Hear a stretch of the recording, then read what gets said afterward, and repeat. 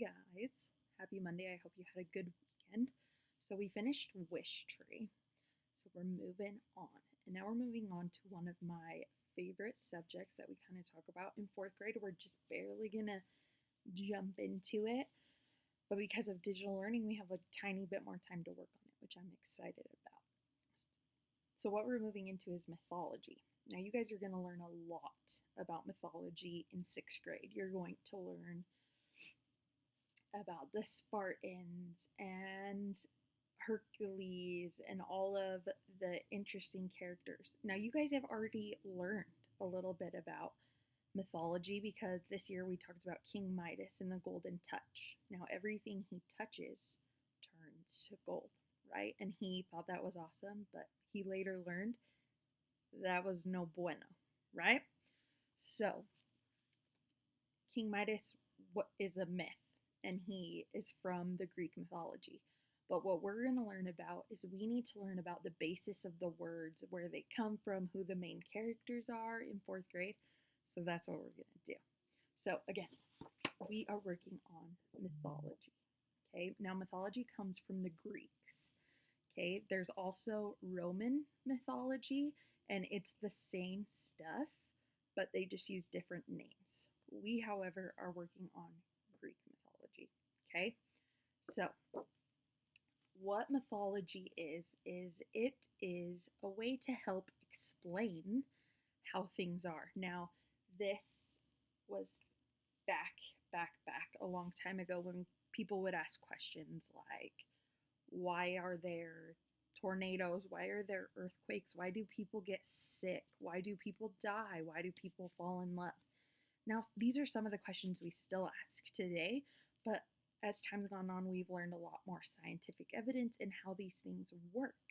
So what Greek mythology did back in the day was kind of help explain the questions that as kids and adults we ask.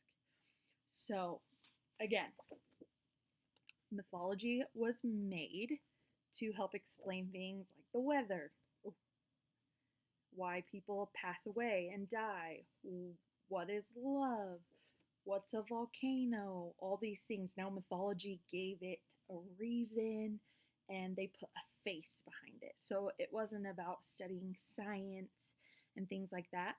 They made stories and made these things up to help explain, like, oh, well, this is why this happens because of this Greek god. Okay, so they have Greek gods that we're going to talk about. But the main ones that we're going to focus on are the 12 Olympians.